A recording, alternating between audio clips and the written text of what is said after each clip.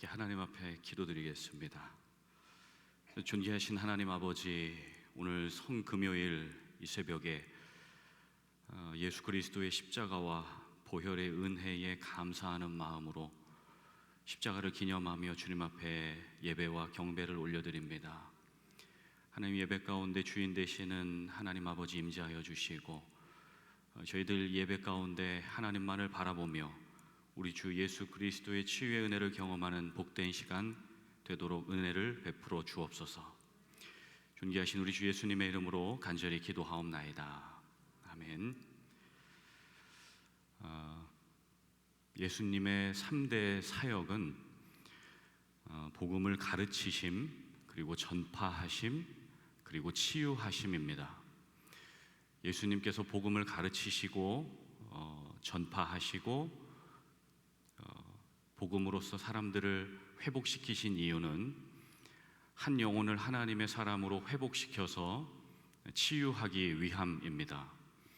오늘 본문 마가복음 5장에 보면 세 가지 치유 사건이 기록이 되어 있는데, 거라사 지역의 군대처럼 많은 수의 귀신이 들렸다 하여 귀신 들린 자를 예수님이 치유하셨습니다. 돼지떼 2,000마리에게 귀신이 들어가게 하셔서 그 돼지들이 다 몰살당했지요. 그때 주변의 농민들은 예수님이 경제적인 손실을 생각하지 않는다 하여서 예수님 쫓아냈습니다. 그러나 예수님은 이 돼지떼들의 가격보다 더 중요한 것이, 돈으로 살 수 없는 것이 사람의 한 생명이기에 주님께서 그 생명의 가치를 보여주신 것이지요. 쫓겨나신 예수님은 가버나움으로 주님의 주부대인데 그곳으로 가셨습니다. 예수라는 초능력자가 나타났다 그래서 많은 사람들이 몰렸습니다. 그 중에 회당장 야이로라고 하는 사람이 예수님 발 앞에 엎드려서 12살 된 어린 딸을 고쳐달라고 주님께 애원을 합니다. 야이로의 이름은 내가 고치리라 라는 뜻입니다. 그리고 회당장이라고 하는 직업은 하나님의 백성들을 말씀으로 양육하고 먹이고 살리는 일을 하는 사람이지요. 그런데 아이러니하게도 회당장 야이로는 자신의 이름과 같이, 직업과 같이 자신의 딸조차 살릴 수가 없습니다. 이것은 당시 유대 종교 지도자들의 영적인 무능력함과 당시 회당을 중심으로 한 신앙, 그리고 율법은 사람을 살릴 수가 없다고 하는 것을 주님이 암시적으로 보여주는 것입니다. 예수님이 회당장의 딸을 치유하러 가시는 길에 12해 혈루증을 앓는 여인을 만나는 사건이 벌어졌습니다. 회당장의 딸도 12살, 여인의 딸도 12해를 병으로 앓았습니다. 성경에서 이 12이라고 하는 숫자는 완전수인데, 이 두 여인이, 소녀와 여인이 12해를 앓고 12살이라고 하는 것은 인간적으로 완전히 무너진 상태, 포기한 상태라는 것을 보여주는 것이고, 동시에 예수 그리스도께서만이 이들의 완전한 치유자가 된다는 것을 보여주는 것입니다. 여인은 월경에 해당하지 않는 날에도 혈액이 흘러내리는 혈루증이라고 하는 유출병을 앓고 있었습니다. 당시 유태인들 사이에서 부정하다고 여긴 세 가지가 있었는데, 여자로 태어난 것과, 오해하시지 말기 바랍니다, 당시의 문화가 그랬습니다.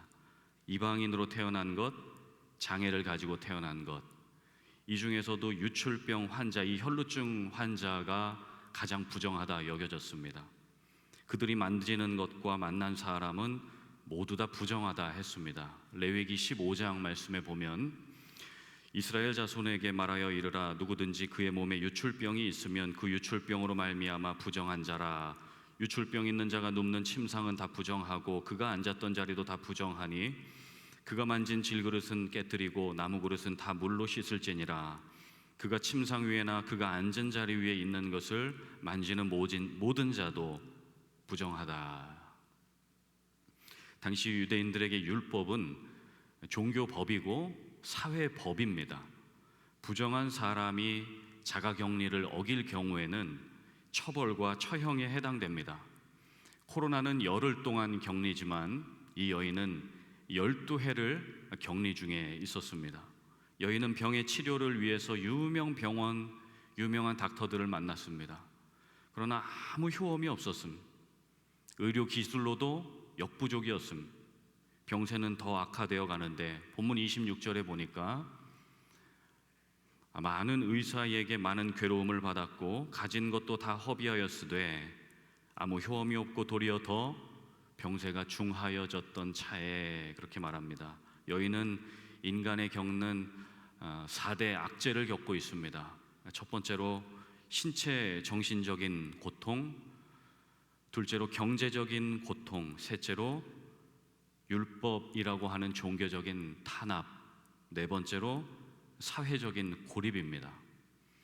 이 중에 한 가지라도 만약에 우리 가운데 해당이 된다면 얼마나 고통스러울까요? 사람들에게 손가락질 받는 인생, 나는 혼자라고, 내 아픔을 아는 사람은 아무도 없는 인생, 가족도 떠나고 인생의 기쁨과 소망이라는 단어가 사치스럽게 여겨지는 그러한 우울한 인생입니다. 이 여인에게 살아간다는 것이 어떤 의미가 있을까요? 왜 살아야 될까요? 무엇 때문에 이 여인은 살아가야 할까요? 심리 전문가들은 사람의 가장 큰 스트레스가 인생에 아무 의미가 없을 때, 그리고 아무 희망이 보이지 않을 때라고 합니다. 그냥 죽어버릴까? 내가 죽어도 아무 신경 쓰지 않을 텐데 뭐. 안락사를 선택할까? 그러기에는 내가 돈이 없네. 우리의 삶에도 고난이 찾아올 때가 있습니다. 하나님께서 오늘 우리에게 이 여인의 삶을 보여주시는 이유가 있겠지요. 우리 함께 하나님의 음성을 듣고 하나님의 뜻을 발견하는 시간이 되기를 원합니다. 첫째로 인간의 절망의 끝에서 하나님의 희망이 시작이 된다는 것을 보여주시지요. 여인은 인생의 마지막 종착역에 와 있습니다. 그런데 이게 웬일이지요? 옆 동네에서 예수라는 사람의 옷에 손만 대어도 치료가 되었다는 그런 소문이 들리는 것입니다. 믿음은 들음에서 난다고 했지요. 예수에 대해 전해 들은 이 여인의 마음에 지푸라기라도 붙잡고 싶은 한 줄기 믿음이 생겼습니다. 나 같은 사람도 예수를 만나면 치유가 될까? 예수가 어디에 있지? 예수 한번 만나볼까? 여인의 방 안에 그녀의 마음속에 영적인 생기가 들었습니다. 멀리에서 웅성웅성 소리가 들리는데요. 새치기 하지 말고 줄을 서세요. 어젯밤부터 텐트 치고 기다린 사람도 있었는데 번호표를 뽑고 기다리든지. 마치 블랙 프라이데이처럼 많은 인파가 예수 선생을 둘러싸았습니다. 경찰들이 사이렌 소리를 울리면서 사람들을 진정시키고 있습니다. 이때 사람들 틈을 비집고 한 여인이 예수께로 걸어갑니다. 12회를 혈루증으로 앓았기 때문에 피를 많이 흘려서 체력이 바닥났고 어지러움증 때문에 제대로 걷지를 못합니다.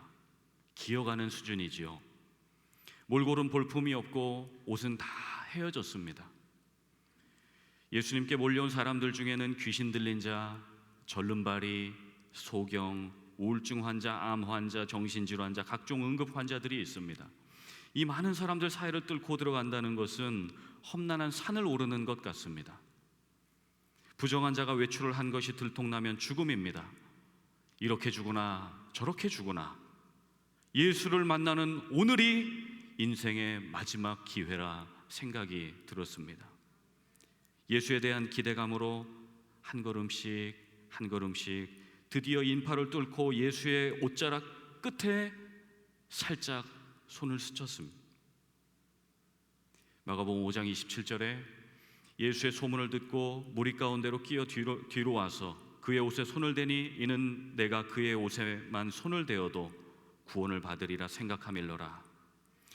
이 여인이 처음부터 예수님에 대한 믿음이 있었던 것은 아니지요. 믿음이 없으니까 인간적인 방법으로 많은 사람들을 만나고 병원들을 다녔습니다. 그런데 오늘 마지막이라는 이 믿음을 가지고 예수님의 옷자락에 손을 댔을 뿐인데 뭔가 여인을 감싸는 그 따스한 온기가 느껴졌습니다. 빈혈이 사라지고 정신이 맑아지고 눈에 총기가 생겼습니다. 12년 동안 흘렸던 피가 멈췄습니다. 몸에 힘이 들어가는 것을 느끼는 것이지요. 마음속에 설명할 수 없는 평안함이 몰려들고 기쁨이 주어졌습니다. 우울함과 고독감과 수치심이 눈 녹듯이 사라졌습니다. 마가복음 5장 29절에 이에 그의 혈루 근원이 곧 마름에 병이 나은 줄을 몸에 깨달으니라. 정말 예수가 치료자라는 소문이 맞구나. 내가 오늘 예수를 잘 만났구나. 절망의 끝에서 희망을 발견했습니다. 우리가 이 스토리를 잘 알고 있습니다. 병 나았습니다. 그러나 우리에게 질문이 있지요. 하나님, 나는 언제 치료받습니까? 하나님, 나는 왜 치료가 되지 않습니까? 왜 우리 가족은 장애를 가지고 살아가야 됩니까? 태어날 때부터 앞을 보지 못하는 소경에 대해서 제자들은 저가 누구의 죄 때문에 저렇게 된 것인지, 부모의 죄 때문에 자식이 병들었는지 그 장애에 대해서 예수님께 물었습니다. 당시 율법은 부모의 죄로 인해서 자식이 질병에 걸린다 했습니다. 이에 대해 예수님은 전혀 다른 대답을 하시는데요. 요한복음 9장 3절에 보니까 예수께서 대답하시되 이 사람이나 그 부모의 죄로 인한 것이 아니라 그에게서 하나님이 하시는 일을 나타내고자 하심이라. 고 강영호 박사님, 우리 교회 장로님이셨죠. 스토리를 한번 나눈 적이 있었는데 시각장애인으로서 백악관 장애인 차관보를 지내셨습니다. 처음 시력을 잃고 나서 여러 번 자살 시도를 하셨습니다. 그러나 그 절망의 끝에서 예수님만을 붙잡고 주님만을 의지하여 타인에게 희망을 주는 희망의 메신저가 되셨지요. 그의 책 내 눈에는 희망만 보였다에 보면 한평생 주님만 보고 걸어왔습니다. 나를 보면 어둠인데 주님을 보니 빛이었습니다. 그래서 주님만 보았습니다. 사람들은 칠흑 같은 어둠 속을 살면 기분이 어떠냐고 묻습니다. 그렇지만 그건 모르는 소리입니다. 난 어둠 속에 있지 않습니다. 늘 빛으로 가득했고 그 빛이 너무 눈부셔 짙은 선글라스를 쓰고 있을 뿐입니다. 선글라스를 쓰니 빛 속에 계신 이가 더욱 선명합니다. 손에 잡힐 듯하고 보고 있으니 언제나 가슴이 뜁니다. 지난 한평생 그분과 함께 걸어온 지난 날들에 감사합니다. 또 그 길에서 만난 소중한 분들에게 고마움을 전합니다. 절망의 끝에서 하나님의 역사는 시작이 됩니다. 하나님은 우리를 사랑하시고 우리를 향한 놀라운 계획을 가지고 계십니다. 마귀는 죽음의 영으로서 우리에게 죽음에 대한 공포와 우울감과 두려움을 가져다 주지만 하나님에게는 희망만 있습니다. 성령님의 언어는 꿈과 비전과 소망입니다. 예레미야 29장 11절에 보니까 여호와의 말씀이니라 너희를 향한 나의 생각을 내가 아나니 평안이요 재앙이 아니니라 너희에게 미래와 희망을 주는 것이니라. 너희가 내게 부르짖으면 내게 와서 기도하면 내가 너희들의 기도를 들을 것이요 너희가 온 마음으로 나를 찾으면 나를 구하면 나를 찾을 것이요 나를 만나리라. 혈루증 여인은 간절한 믿음으로 간절한 기대함으로 세계 최고의 명의를 만났습니다. 여인에게 미래와 희망을 주신 예수님이 오늘 우리에게도 희망과 치유의 은총을 주시는 예수님이심을 여러분들 믿으실 수 있기를 바랍니다. 둘째로 절망스러운 죄인의 삶에 전인적인 치유가 시작이 되었습니다. 여인이 예수님의 옷에 손을 댄 순간 치료가 임했고 예수님도 당신의 몸에서 능력이 나간 것을 아셨습니다. 누가 내 옷에 손을 대었는지 제자들에게 물으셨습니다. 제자들은 수많은 사람들이 예수님 주변에 있는데 뭘 그런 걸 물어보시냐고 반문합니다. 그러나 예수님이 물어보시는 이유가 있겠지요. 마가복음 5장 31절에 예수께서 그 능력이 자기에게서 나간 줄을 곧 스스로 아시고 무리 가운데서 돌이켜 말씀하시되 누가 내 옷에 손을 대었느냐 하시니 제자들이 예수께 무리가 선생님을 에워싸고 떠밀고 있는데 누가 손을 대었나고 물으십니까? 하고 반문하였다. 그러나 예수께서는 그렇게 한 여자를 보려고 둘러보셨다. 예수님 하나님이시죠? 예수님 전지전능하십니다. 예수님 모든 것을 아세요. 누가 어떤 마음으로 자신의 옷에 손을 대었는지 몰라서 질문하신 게 아닙니다. 예수님의 모든 말과 행동에는 의도와 목적이 있습니다. 제자들은 물리적으로 접촉한 한 사람을 찾았지만은 예수님은 영적인 접촉자를 찾으셨습니다. 당신만을 간절히 원하는 그 여인의 마음은 주님께서 알고 공감하셨다는 말씀이지요. 예수님이 여인을 찾으신 이유를 좀 구체적으로 보겠습니다. 첫째로, 예수님의 치유는 죄인을 의인으로 만드시는 은혜입니다. 혈루증 환자가 손을 대는 사람마다, 물건마다 다 부정해진다고 말씀을 드렸지요. 이 부정이 전가가 됩니다. 전가라고 하는 말은 남에게 허물과 죄를 덮어 씌우는 행위입니다. 여인은 예수님의 옷에 손을 대므로 자신의 부정을 예수님께 전가했습니다. 그러나 예수님은 자신의 정결을 여인에게 전가시켰습니다. 여인은 죄를 전가시켰고 예수님은 의로우심을 전가시켜 주셨습니다. 첫째 아담은 불순종함으로 모든 사람에게 죄를 전가시켰지만 마지막 아담이신 예수 그리스도는 십자가를 순종하심으로 모든 사람에게 생명을 전가시켜 주셨습니다. 로마서 5장 19절 말씀에 한 사람이 순종하지 아니함으로 많은 사람이 죄인이 된 것 같이 한 사람 예수께서 십자가를 순종하심으로 많은 사람이 의인이 되었다 말씀합니다. 십자가는 모든 죄인과 의인이 거룩한 교환이 이루어지는 장소입니다. 우리가 의롭다함을 받는 근거는 십자가의 예수 그리스도 덕분입니다. 십자가는 죄와 의가 서로 이중전가, 이것을 교리적으로 더블 임퓨테이션이라는 교리의 설명이 있는데, 탁월한 성경학자인 R.C. 스프로울 목사님이 이렇게 설명을 합니다. 인간이 의롭다함을 받을 때 이중적인 전가가 이루어진다. 먼저 우리의 죄책이 그리스도에게 전가된다.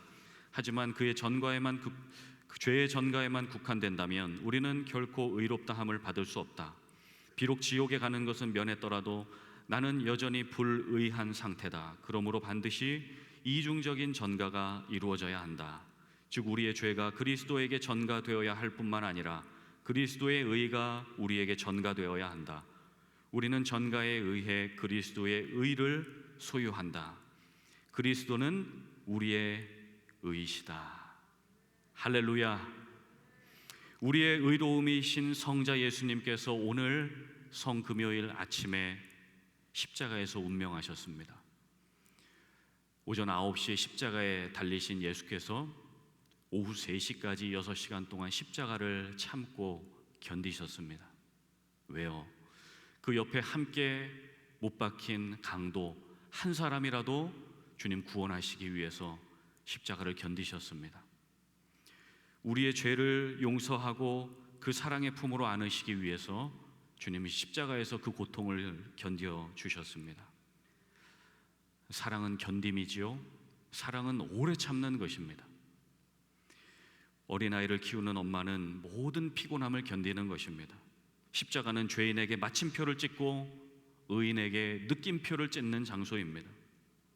로마서 5장 8절 말씀에 우리가 아직 죄인 되었을 때에 still sinners, 그리스도께서 우리를 위하여 죽으심으로 하나님께서 우리에 대한 자기의 사랑을 확증하셨느니라. 둘째로 예수님의 치유는 내면의 깊은 곳을 만지시는 은혜입니다. 여인은 율법을 어기면서까지 목숨 걸고 예수님을 만나러 왔습니다. 예수님은 여인의 믿음 있는 그 행동과 그동안의 삶에 대해서 간증할 기회를 여인에게 허락해 주셨습니다. 여인은 12년간의 그 눈물겨운 그 세월을 하나하나 사람들 앞에서, 예수님 앞에서 다 설명했습니다. 마가복음 5장 33절에 그 여자는 자기에게 일어난 일을 알므로 두려워하며 떨면서 예수께로 나와 엎드려서 사실대로 다 말하였다. 여기서 여인이 두려워서 떠는 이유는 법적인 처벌이나 처형이 두려워서가 아닙니다.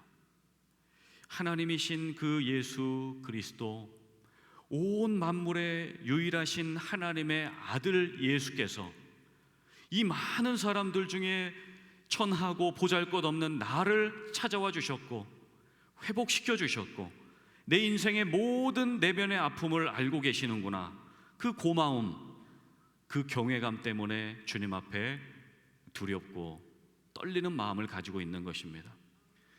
여러분, 우리는 언제 주님 앞에 이 두렵고 떨리는 마음으로 서본 적이 있습니까? 팬데믹 때문에 너무나 오래된 것은 아닌지 다시 한번 생각해 보게 됩니다. 일전에 제가 참 마음이 힘든 시간이 있었는데요, 그때 어느 날 경배와 찬양이라는 집회를 알게 돼서 가게 되었습니다. 한참 찬양을 하는 중에 하스데반 선교사님을 아시죠? 재작년에도 저희 교회 오셨는데 그분과 이렇게 눈이 마주친 것입니다. 그런데 그 많은 사람들 틈을 뚫고 저에게 성큼성큼 걸어오시는 겁니다. 그분의 찬양 인도 스타일을 아시는 분은 아시겠지만 굉장히 파워풀하고 굉장히 이렇게 그 에너지틱 하시지요. 그리고는 제 앞에 갑자기 나타나셔가지고 저를 바라보시면서 그 걸쭉한 특유의 목소리로 형제여 이러시면서 주님 앞에 나아가자 이러시는 거예요. 근데 제가 그 얘기를 듣고 반기절을 했습니다. 문제는 제가 이렇게 쓰러질 때 저희 아내 쪽으로 이렇게 쓰러졌어야 됐는데 제 대각선 앞에 있는 자매 쪽으로 쓰러지면서 이 큰 키로 그 작은 자매님 어깨를 짓누르면서 이렇게 쓰러져 버렸습니다. 그 자매님도 난리가 났고 저도 기절을 해서 난리가 났습니다. 근데 그때 선교사님이 쓰러져 있는 제 가슴에 손을 얹으시고 꾹 누르시면서 간절하게 기도를 해주셨습니다. 그 큰 손으로 짓누르니까 너무나 가슴이 아프기는 했는데 속이 후련해지는 것을 느꼈습니다. 그때 제가 생각한 것이 내가 마음이 너무 아픈 일이 있으니까 하나님께서 하나님의 사람을 보내주셔서 나를 치료해 주시는구나, 내 마음을 이해해 주시는구나, 그것을 느끼게 되었습니다. 예수님은 여인의 회복을 위해서 공개적인 이 내적 치유 현장을 만들어 주셨습니다. 여인은 그동안 동굴에 격리되어 있었기 때문에 그 마음속 속마음을 누구에게도 말해본 적이 없습니다. 사람들의 외면과 외로움, 죄책감과 수치심 가운데 살았습니다. 죄책감은 회개함으로 해결이 될 수 있지만은 수치심은 누군가가 용납해 줘야 되고 이해해 주어야 되고 수용해 줘야지 그것이 치유가 되는 것입니다. 예수님의 이해와 용납으로 그동안 자신을 외면했던 사람들 앞에서 마음을 다 오픈하게 되었습니다. 이것이 주님의 은혜이지요. 온전한 치유는 예수님이 베푸시는 은혜로부터 시작이 됩니다. 치유의 고전 시리즈의 작가인 데이빗 시멘즈 목사님이 그의 책에 이렇게 설명합니다. 궁극적인 치유는 오직 한 가지뿐이다. 그것은 아주 심오하면서도 단순한 단어인 은혜이다. 은혜라는 헬라어 카리스란 어원에서 온 말로서 친절, 호의란 의미가 있다. 신약에서는 공짜로 주어진, 과분한, 공없이 얻은, 일에서 얻을 수 없는, 갚을 수 없는 호의란 뜻이다. 하나님께서는 은혜라는 마스크를 쓰신 얼굴로 우리의 부족함과 죄와 연약함 그리고 실수를 대면해 주신다. 치료는 매일매일 믿음으로 사는 가운데 사랑이 많으시고 우리를 보호하시는 하나님 아버지와 은혜로 맺어진 관계를 깨달음으로 인하여 가능한 것이다. 여인은 예수님 발 앞에 엎드려 펑펑 울었습니다. 여인의 눈물이 치유의 강물이 되었습니다. 매일매일 예수님 곁에만 있고 싶어졌습니다. 여인은 삶의 이유와 목적을 발견하고 내 존재의 가치는 예수 그리스도의 은혜로부터, 주님과의 관계로부터 시작이 되는구나, 그것을 깨닫게 되었습니다. 세 번째로 예수님의 치유는 죄인을 자녀 삼으시는 구원의 은혜입니다. 예수님께서 여인의 눈물을 닦아주시면서 말씀하십니다. 마가복음 5장 34절, 예수께서 이르시되 딸아, 딸아, 내 믿음이 너를 구원하였으니 평안히 가거라. 내 병에서 놓여 건강할지어다. 메시지 성경에 보니까 예수께서 말씀하셨다. 딸아, 너는 믿음의 모험을 했고 이제 온전해졌다. 잘 살거라. 병이 나았으니 복되게 살아라. 하나님은요, 우리가 건강하기를 원하세요. 하나님은요, 우리가 평안하기를 원하십니다. 무엇보다 하나님은 우리가 당신의 자녀임을 알기를 원하십니다. 예수님의 딸을 고치신 이 딸을 부르신 것은 성경에 딱 한 번 등장한다고 합니다. 헬라어 뒤가테르라고 하는 단어가 바로 딸아라고 하는 단어인데, 이것은 그저 상징적인 호칭이 아닙니다. 정말로 부녀 관계를 의미할 때 이 뒤가테르, 딸아라고 하는 단어를 씁니다. 예수님 하나님이시죠? 하나님 우리의 아버지시죠? 주님은 성삼위 하나님은 항상 함께 하시죠. 예수님은 하나님 아버지의 마음을 전해주시는 분입니다. 아버지는 딸의 아픔을 그냥 두고 보실 수가 없습니다. 이 여인은 태어나서 처음으로 하나님의 음성을 들었습니다. 딸아, 딸아, 그동안 많이 힘들었지? 그동안 너무 우울했지? 네가 아픈 것이 네 잘못이 아니란다. 네가 아픈 것이 네 잘못이 아니란다. 주님, 제가 무엇이간데, 주님, 제가 무엇이간데 저를 딸이라 불러주시고, 주님, 제가 무엇이간데 이렇게 저만을 바라봐 주십니까? 천지의 창조주이시며 하나님의 아들이신 예수께서 주님, 제가 무엇이간데 저를 바라봐 주십니까? 시편 8편 4절에 사람이 무엇이간데 주께서 그를 생각하시며 인자가 무엇이기에 주께서 그를 돌보시나이까? 하나님께서는 저를 부르실 때 한 목사야 이렇게 부르신 적이 없습니다.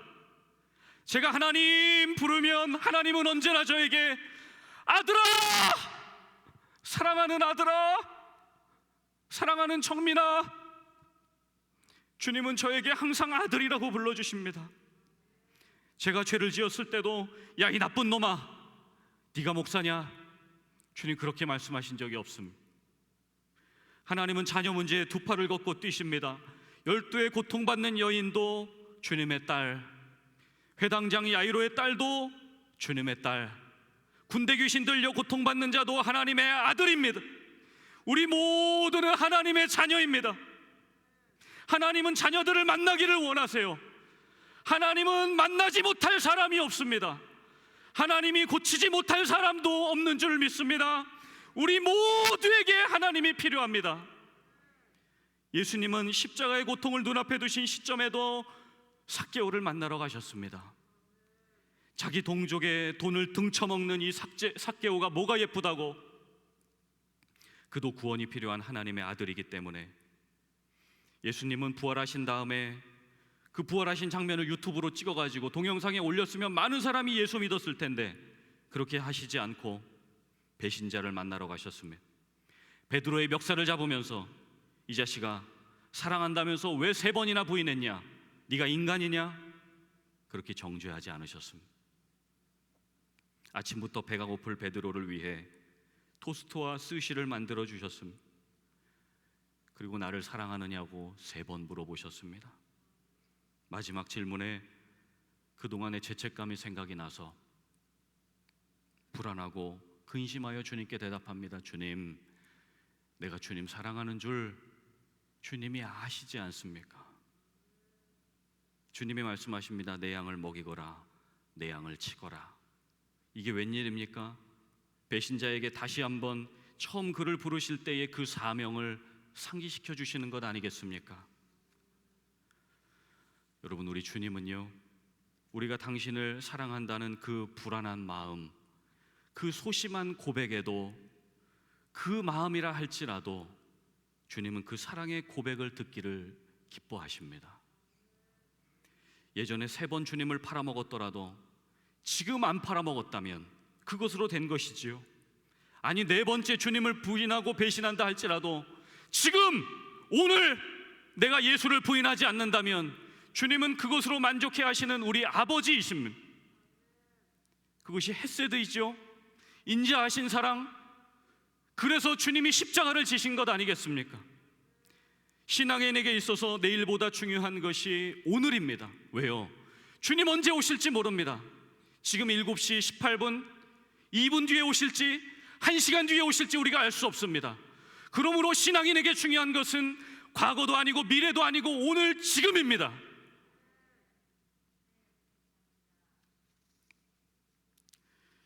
오늘 이 여인은 지푸라기라도 잡는 심정으로 예수를 붙잡았습니다. 예수님은 여인보다 더 심한 고통을 십자가에서 겪으셨습니다. 예수님은 십자가에서 정신적인 고통을 당하셨지요. 정서적인 완전한 버림받음, 하나님께로 버림받는 고통을 당하셨습니다. 사람들과 하나님께 버림받는 고통, 침뱉음 당하고 손가락질 당하고 수치심을 당하고 벌거벗김을 당하셨습니다. 여인의 피는 12년 동안 흘려졌지만 십자가를 지기 위하여 이 땅에 오신 예수 그리스도는 33년 동안 피 흘리는 고통을 당하셨습니다.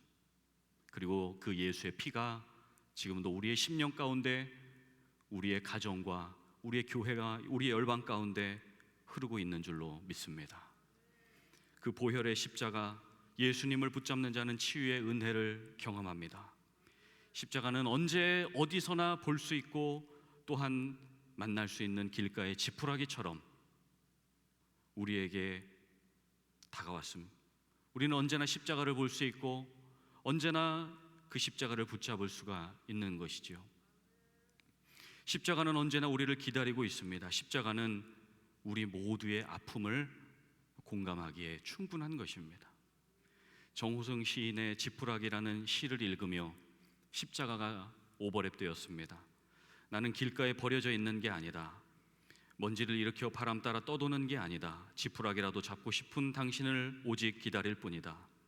내일도 슬퍼하고 오늘도 슬퍼하는 인생은 언제 어디서나 다시 시작할 수 없다고, 오늘이 인생 마지막이라고, 길바닥에 주저앉아 오는 당신이 지푸라기라도 잡고 다시 일어서길 기다릴 뿐이다.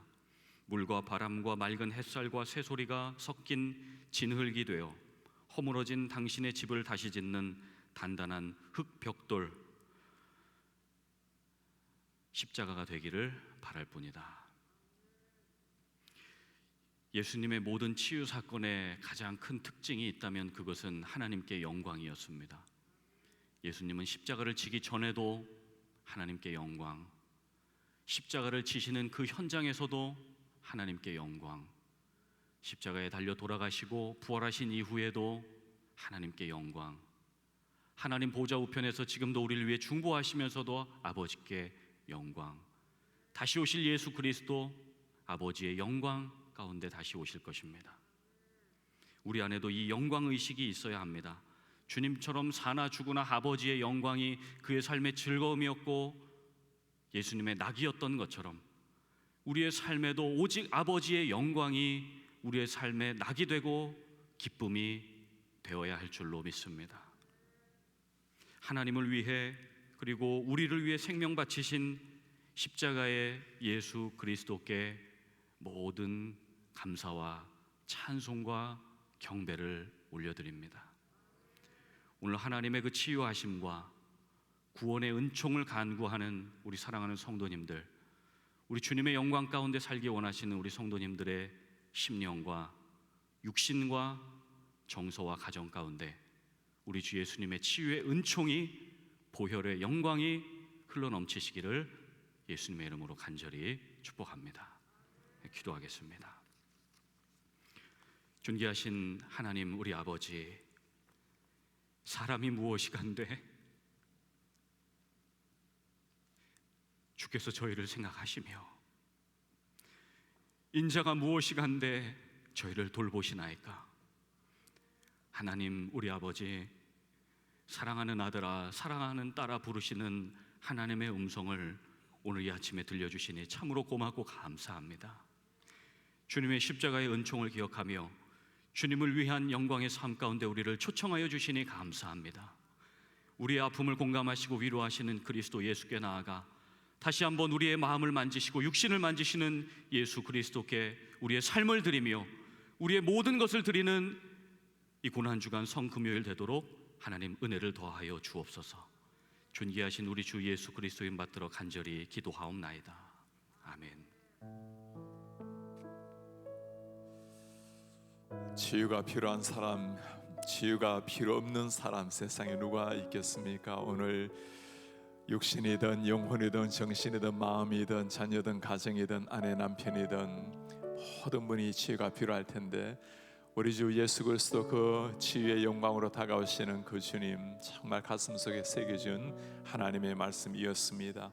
오늘 주님의 말씀을 가슴에 새기면서 내 모든 것, 나의 생명까지 다 주님 앞에 드립니다. 주 임재 안에서 이제 내 영혼 자유합니다. 내가 주의 거룩한 이름을 높이며 예배하겠습니다. 어린 양 찬양하리, 내 평생 그 하나로 충분합니다. 어린 양 찬양하리, 내가 주의 임재 안에서. 내 모든 것, 나의 생명까지, 나의 생명까지 다 주님 앞에, 다 주님 앞에 드립니다. 드립니다. 주 임재 안에서 이제 내 영혼 자유해. 내 영혼 자유해. 내가 주의 거룩한 이름 높이며 주의 거룩한 이름을 높이며 예배하며 나아갑니다. 예배하리. 어린 양 찬양, 어린 양 찬양하리. 내 평생, 내 평생 그 하나로 충분해요. 어린 양 찬양, 어린 양 찬양하리.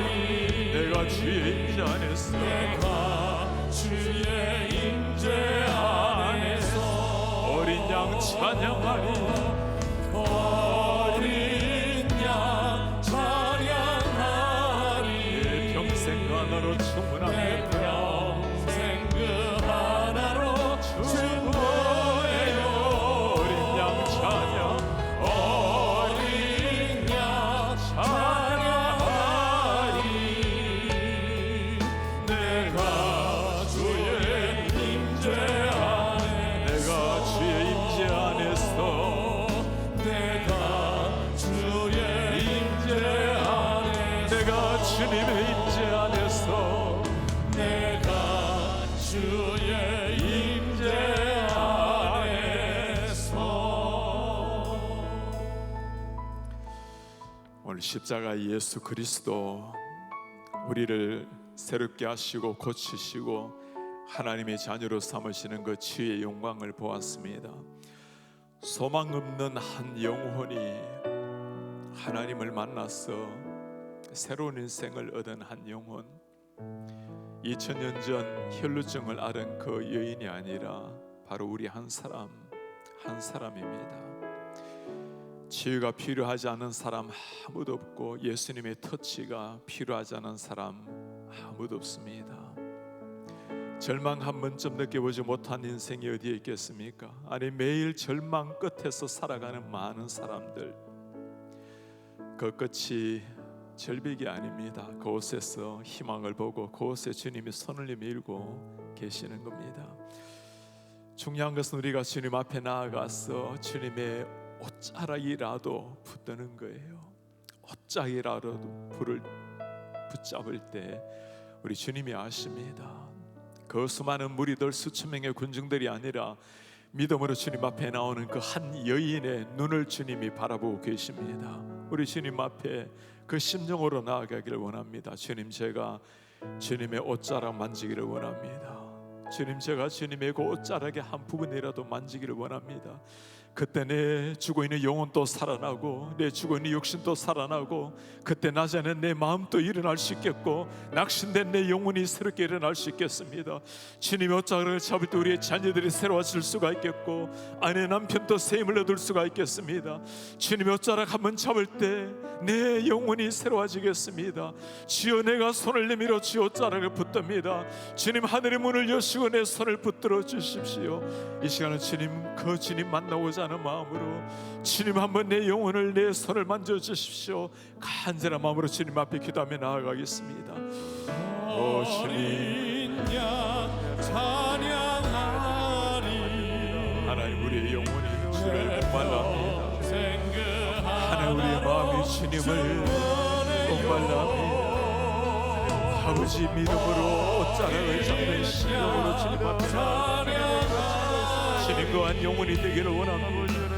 절망의 끝에서 낭떠러지가 아니라 그 끝에서 희망을 바라보며 주님 앞에 나아가기를 원합니다. 우리 하나님 아버지, 우리 하나님 아버지, 주의 터치가 필요합니다. 주의 그 사랑의 터치가 필요합니다. 하나님 제가 주님의 그 옷자락 마지막 자락을 입지기를 원합니다. 내 영혼이 새로워지기를 원합니다. 육신이 새로워지기를 원합니다. 우리의 자녀들이 새로워지기를 원합니다. 우리 하나님 앞에 내 모든 주님께 두고 새로워지기를 원합니다. 우리에게 찾아오시고 만져주셔서 내 영혼을 새롭게 하시며 우리 사랑하는 자녀를 새롭게 하여 주시며 우리 모든 제 백성들을 새롭게 하시옵소서. 하나님 아버지 그렇게 하기를 원합니다. 하나님 그 놀라운 기적의 주역사의 것이 아니라 오늘 나에게 임하여 주십시오. 이 새벽에 우리에게 임하여 주십시오. 간절한 마음으로 하나님 앞에 강구하는 주의 종들에게 주여 그 기적 역사를 내려주시옵소서. 이 시간은 특별히 우리 교회의 환우들을 위해서 한번 기도하겠습니다. 주님 앞에 간절한 마음으로 간구하는 많은 눈물의 기도, 밤을 불면의 밤을 지새면서 드리는 기도가 있습니다.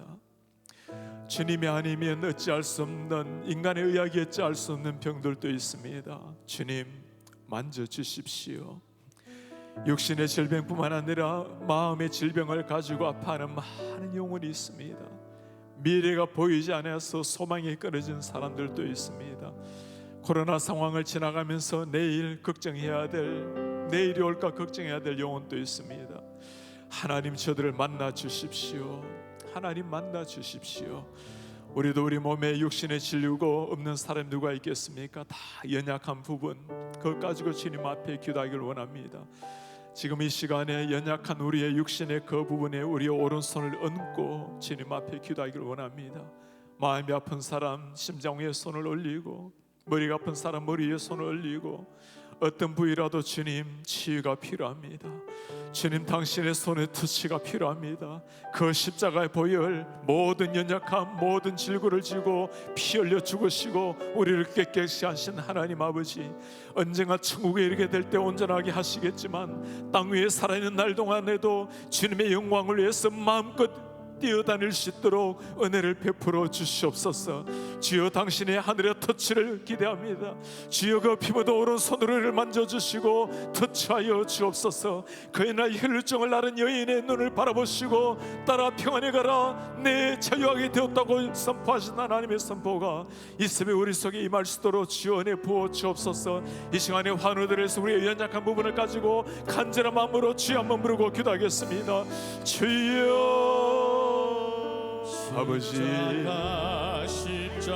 아버지 우리가 연약한 사랑하는 주의 종들 하루들을 주님 앞에 올려드리며 간절한 마음으로 기도합니다. 하나님 아버지 사랑하는 주의 종들, 하나님의 백성들 연약한 부분을 주님이 아십니다.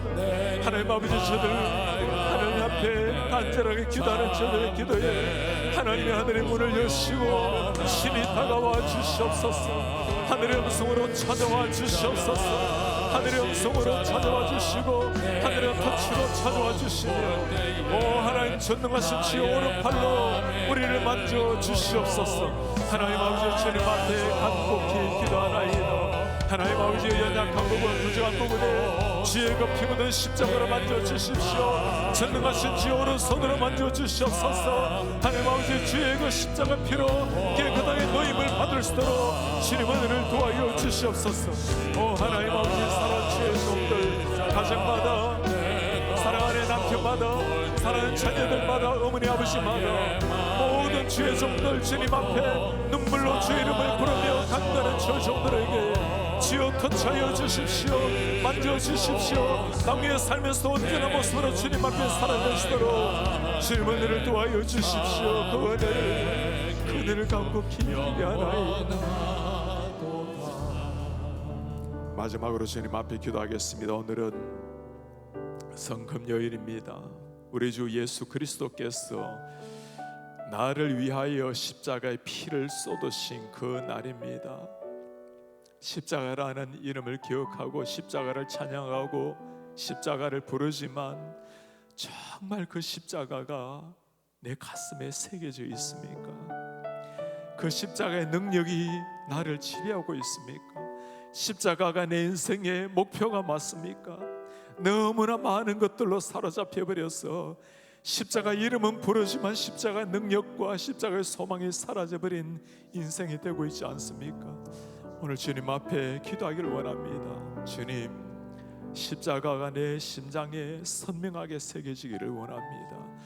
2000년 전에 흘리신 그 보혈, 그 생명의 피가 내가 죽어야 될 피를 대신해서 죽은 주님의 피가 선명하게 다가오기를 원합니다.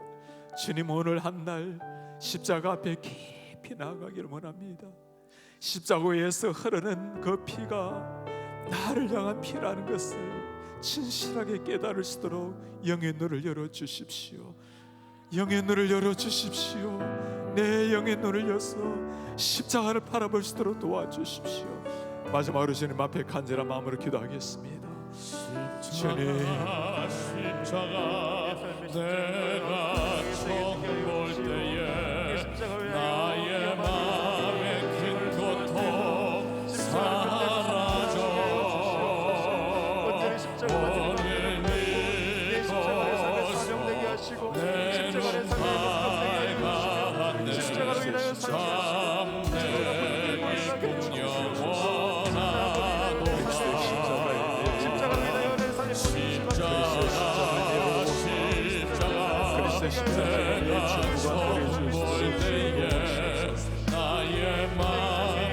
하나님 아버지, 이 십자가로 대나받았던 수많은 죄를 예수의 십자가를 만나여 우리가 맡겨주셨습니다. 예수의 십자가를 지어내야 내 영혼이 새로워지고 내 인생이 새로워지겠습니다. 2000년 전의 십자가가 아니라 오늘 내 삶을 지배하는 십자가가 될 수 있도록 하나님 아들을 도와주시옵소서. 아버지, 그 주의 십자가 앞에 내 자신을 올려놓습니다.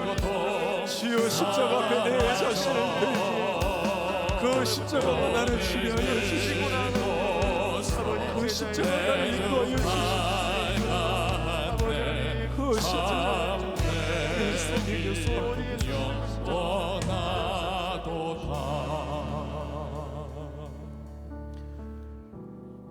우리의 존귀하신 하나님 아버지, 소망 없이 가련하게 살았던 한 여인, 그렇게 살다가 너무나 안타깝게 인생을 끝내었어야 될 한 영혼의 그 아픈 눈물을 주님이 보시고 따라 주님, 그 주님 앞에 우리도 주의 옷자락 만지는 심정으로 나아가기를 원합니다. 내 전부를 드리는 마음으로 온 영혼을 집중하여 천지의 창조주여 우리를 새롭게 하시는 그 믿음으로 주님의 옷자락을 만집니다. 그 한 사람, 믿음으로 주의 옷자락을 잡는 그 한 사람을 찾고 계시는 아버지, 우리가 그 한 사람 되게 하옵소서.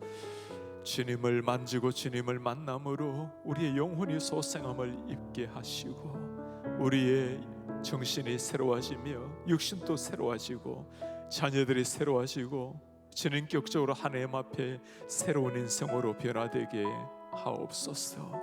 하나님, 땅 위에 살아가는 마지막 날까지 부디 우리 자아를 따라 살지 않게 하시고 예수 그리스도 자락을 만짐으로 그 십자가의 피를 적심으로 하나님의 영이 우리를 지배하게 하옵소서. 오늘 성금요일에 우리 주의 십자가를 다시금 바라봅니다. 하나님, 그 십자가가 나를 향한 십자가, 나를 위해 흘린 피가 다시 한번 생생하게 새겨질 수 있도록 영의 눈을 여시고 은혜를 부어 주옵소서. 그 십자가가 우리를 살리셨으니 그 십자가가 우리의 인생 되게 하시고 소망 되게 하시고 그 십자가의 이끌림을 받는 인생 되게 하옵소서. 주 예수 그리스도의 이름으로 기도하옵나이다. 아멘. 주 예수 그리스도의 은혜와 하나님의 사랑과 성령의 교통하심이 옷자락 주님의 옷자락 만지는 심정으로 주님 앞에 조심조심 그러나 강렬한 열정 가지고 진실한 믿음으로 나아가기 원하는, 그리하여 그 치유의 영광을 체험하고 일생 십자가를 자랑하고 십자가가 목표가 되어 살아내기를 원하는 주의 모든 백성들 머리 위에 지금부터 영원토록 함께 있을지어다. 아멘.